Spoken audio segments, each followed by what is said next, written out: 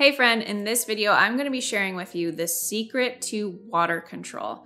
So it is a very common question and struggle. This exercise or this one secret that I'm sharing with you in this video is going to demystify water control and really help you pinpoint your issues and also develop practice and technique and a world of knowledge through this one exercise. So if you're ready, then let's dive in. I wanted to bring it back to the basics here and do this exercise called tea to butter.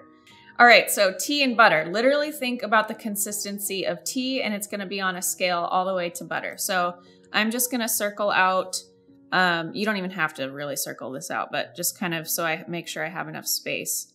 I'm just gonna, you can do squares or circles. Pencil in lightly 5 circles or squares. These are going to be my little, where I'm going to place my swatches. And it's also good to pencil this out too, because you're then going to see where the pencil starts to show through the swatch on the more transparent swatches. And you can use any type of brush. I'm going to use a size 16 to get this going, because you can obviously, with your bigger brushes, you're going to hold a lot more water. With a synthetic sable brush, or the Aqua Elite series from Princeton is also a really great brush for holding a lot of water. These brushes that hold a lot more water are going to be great for using the more tea and coffee is going to be our next one. Consistencies, because those are going to be used for a lot of big sweeping washes over your entire sheet of paper and things like that. So I would use, or I would do this exercise with a darker color. So that you can see it. In a lot of your lighter colors, the values aren't really going to shift all that much. It's just going to be a thicker consistency, but you're not going to see much of a shift in the actual color or the value. So I'm going to use Prussian blue. I'm going to use Prussian blue, but first I'm going to write out what these are. So our first consistency is going to be tea. And then we have coffee. Next will be milk. Think like whole milk, something like a thicker milk. And then cream, heavy cream, and butter. And in this range is going to be a really great practice on understanding consistency for your pigment and water. So then I'm going to go ahead and mix these up. So I'm going to use Prussian blue as my color. Again, use something darker, Prussian blue. And sap grains, Scarlet Lake could work, even black. Tea. Let's think about steeped tea and what that looks like. You know, if you were to literally spill some tea on your paper, it's very watery. The consistency, you can see through it, through the coloring of the tea from the leaves in the tea. So it's not very dark. It's more transparent. And that's the thing with watercolor. With other painting mediums like oil or acrylic, you don't really have to think about consistency, because you just kind of work with the paint from the tube and you lighten it with white or however you're mixing your colors.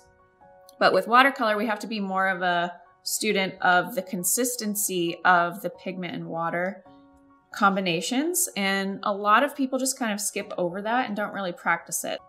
So think about what tea looks like. Looking at it in my palette, this looks like a very, obviously when I hold my palette up, that's going to be a good example of how it runs. And most of you are going to notice that my palette is kind of wicking away the paint and water, and that's totally normal. And that will wear off once you build up your mixture and then over time, but don't worry about it. So this is looking really good. It's looking, and obviously if I want to cover my whole sheet of paper with this consistency, with this tea consistency, then I'm gonna make a really large batch of this. But right now I'm just doing this little circle.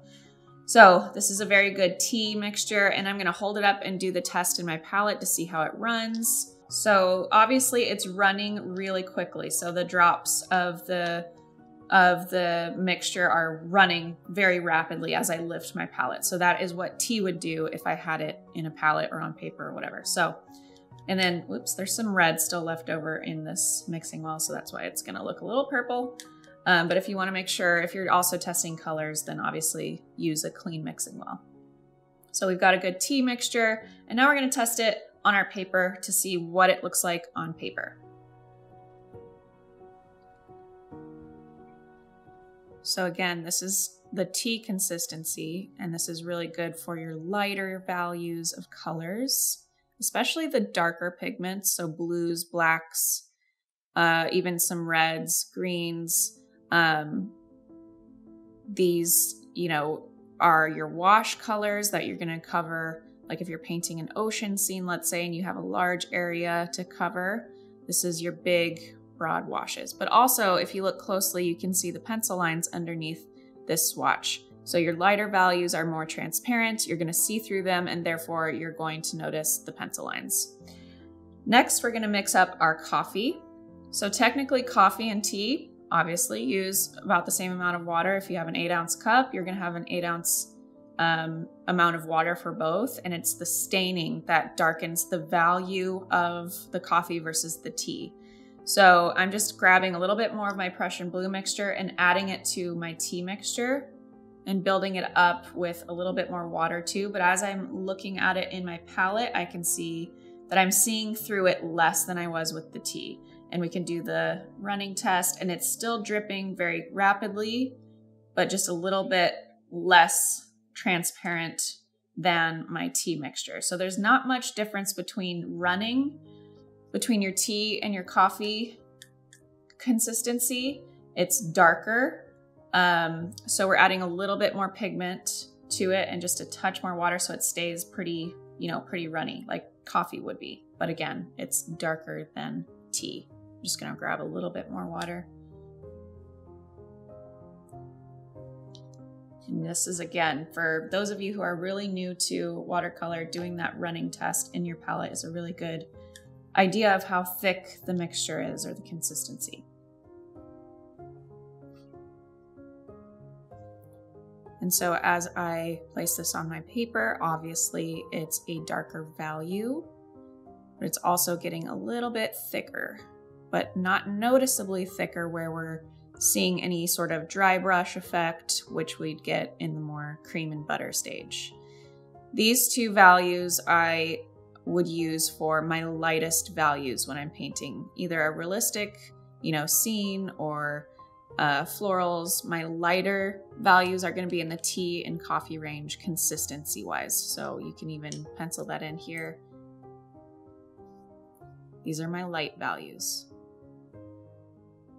And different pigments will give you different range, kind of range with your values. So if I were using lemon yellow deep for this exercise, for example, you wouldn't see as stark of a difference between each, tea, coffee, milk, cream, butter consistency. So it would be light yellow to dark yellow, but it's not as much of a range with these darker colors. So that's another exercise you can do, is practicing it with multiple different pigments. And then next, we're going to get into the milk stage of consistency. So this, again, is more of like a whole milk. And if you were to picture like when you accidentally spill some milk on the counter or whatever, it's a little bit thicker than tea and coffee, and it's less transparent. So we are adding more Prussian blue and not much more water. I'm going to add just a tad so it's not getting too dried out, because that would be in our cream and butter stage. But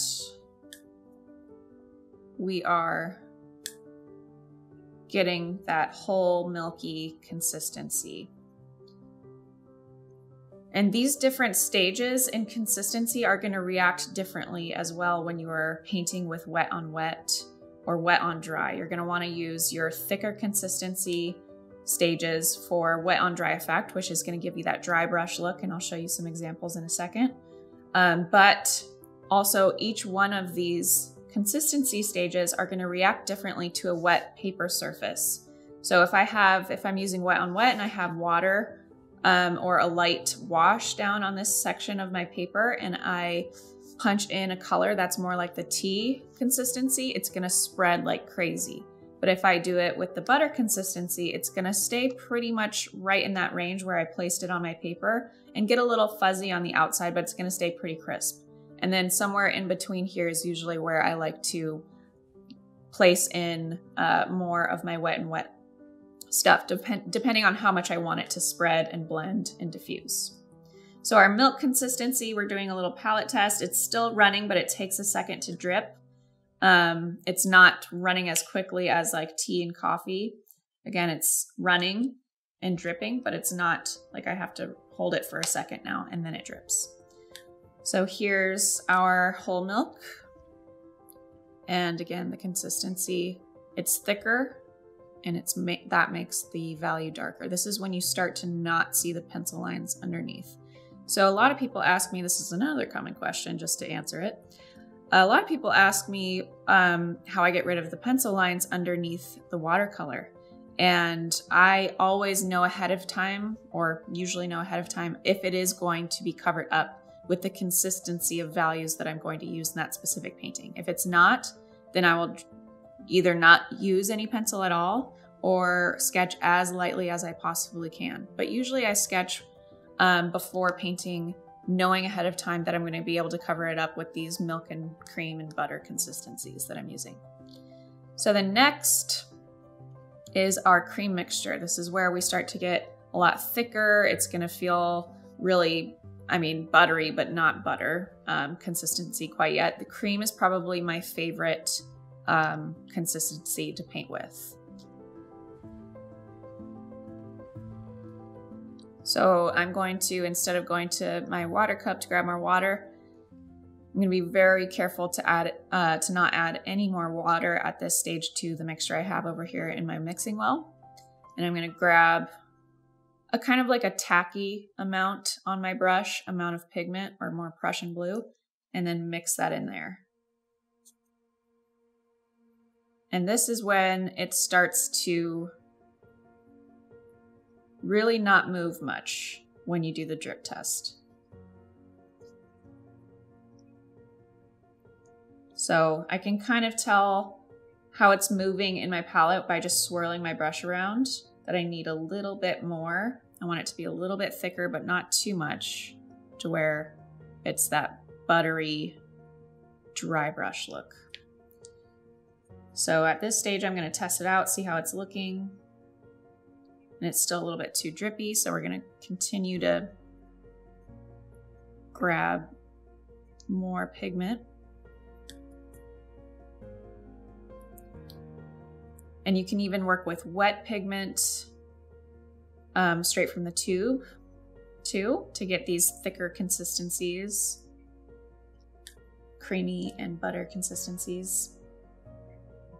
And it's a slower drip. A little bit more.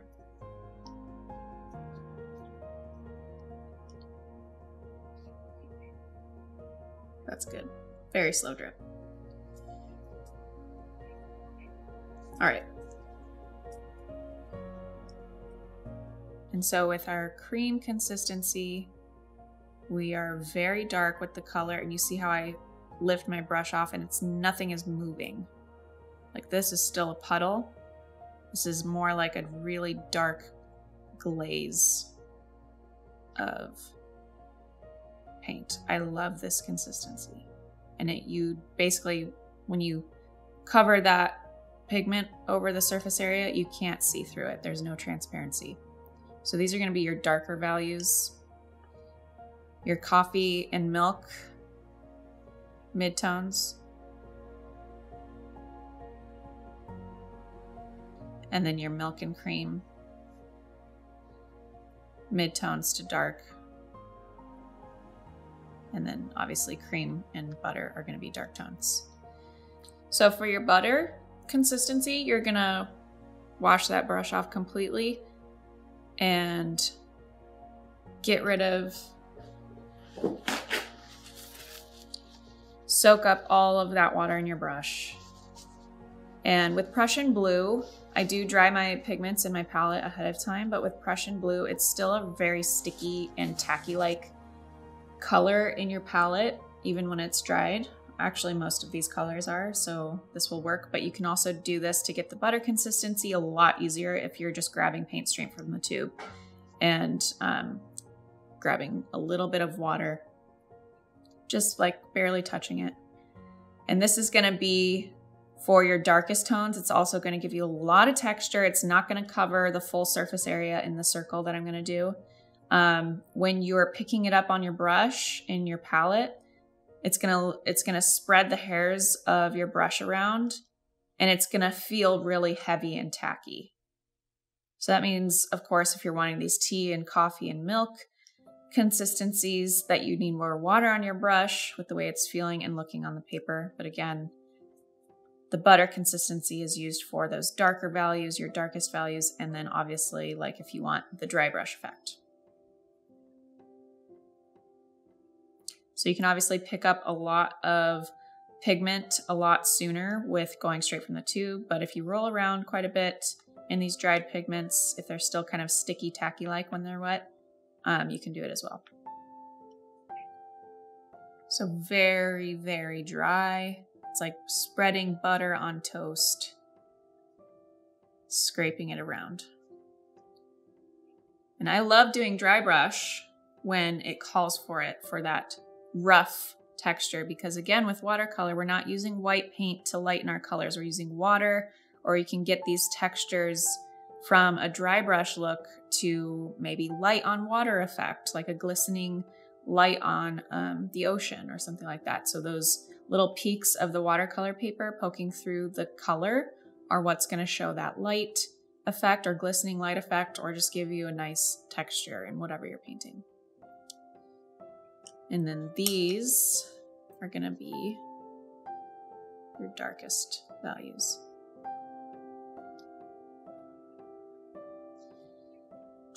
So the tea to butter consistency exercise is a great way of really feeling and observing your consistencies when you're painting anything, your landscapes, florals, portraits, animals, doesn't matter. So it's really all about being more of a student of, an observer of how things feel and how things look before actually just going for it and hoping that it looks light or it looks dark or whatever. So being a student and understanding consistency is a really big part of painting with watercolor.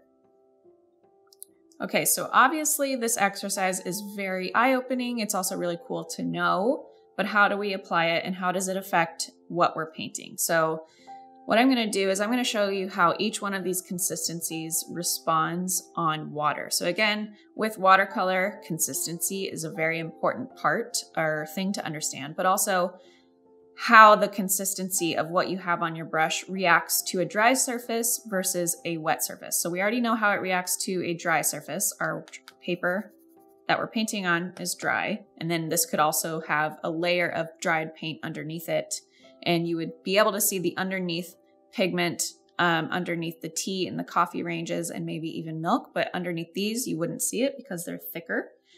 But let's just talk about how these consistencies or ranges of consistencies will react to wet and wet. So I'm gonna just kind of glaze over with clean water or cleanish water on this section of my paper right here. And then we're gonna show how each one of these consistencies responds. So using a wash brush or a flat brush would cover the surface a lot quicker, but I'm just gonna make sure that my surface feels like tea or coffee so that it stays wet for a longer period of time. Because again, if we go into these milk and cream consistencies, first of all, it's gonna be less transparent, so I won't be able to see the lighter colors on top, but it will also dry a lot quicker. It won't move the pigment on top as much. So if you want a lot of spread and a lot of blending to happen, you want the base layer to not only be a consistency that's in the tea and coffee range, but a lot of blend with the pigment on top is going to happen more with the coffee and tea ranges. So I'm going to start with butter and work backwards. So butter, we barely have any water on our brush. We're grabbing lots of pigment so that it's really, really thick. And I'm going to place that right here and kind of work my way down so you can see how it diffuses. So this is obviously butter and it diffuses, but it's not spreading. Let's go a little bit thicker and darker. So it diffuses a little bit, but it's not spreading. And obviously there's a little bit of a puddle right there from the base layer. So it's kind of picking that up, but butter, it just kind of diffuses the edges of the stroke or the shape, whatever you paint. And then cream, which I already have mixed up over here, is a little bit more watery. We'll go right here. And it automatically spreads a whole lot more than our butter consistency. And then same with milk. We're adding some water because I'm working backwards from where I ended. Milk. It's lighter and it's spreading easier. I really like how the cream is spreading. So it's getting kind of in these veins, whereas milk is getting a little bit wild. And then same thing with coffee and tea. They'll just be way bigger. So we got our coffee mixture. Much lighter. And then our tea, also lighter. And by the time these two last ones dry, they'll be spread probably into each other. So you're not gonna see any separation. So again, if you only want a little bit of the blending or diffused look, you want your consistency on your brush to be more in the cream, maybe milk, but cream area. And then obviously the least is gonna be butter. So like, for example, if I'm painting the background of this whale shark, which is a chapter in my book that's coming out in summer 2023 called Everyday Watercolor Oceans. The background is very blending. It's very diffused, spread pretty automatically and very quickly. That was because the consistency was more in the coffee range. However, this black didn't diffuse as much and it was probably more of a milk or a cream. And these waves, another chapter in my upcoming book, on top to show the shadows on the waves. This was all wet and dry, but if you want to show some soft blending between your shadows on your waves and the underneath layer, then you would do wet and wet, but using more of a buttery or cream consistency. So there's a lot of magic that can happen, a lot of nuance that can happen with the consistency of your paint and your water ratios in your palette and on your brush. So practice this, see how it reacts on a wet surface versus a dry surface, and try out different pigments, because blue, Prussian blue in my palette spreads really nicely, whereas a color more like aqua rose or even sap green, they don't spread as quickly or as nicely as some other colors. So practice it out. Practice these two exercises, and this will really help you develop and understand what consistency, the different consistencies will get you in results with watercolor. I hope that video was helpful for you. You learned some things, super insightful. This was just one part of a video on the Complete Beginner's Guide to Watercolor, where I tackle the 3 most common questions that I get with watercolor. So I've been teaching watercolor for almost a decade now, and I get these questions over and over and over again. It doesn't matter if you're a beginner or more advanced watercolorist. These are by far the most 3 most common watercolor questions that I get. So check out that big video where you can find all 3 of those inside of that main video on the Complete Beginner's Guide series that we've done. And if you found something that was insightful in this video, or you want to learn more about a specific topic, drop it in the comments below. I would love to read it and tackle it in one of my tutorials. Thanks again for watching, and I'll see you in the next video.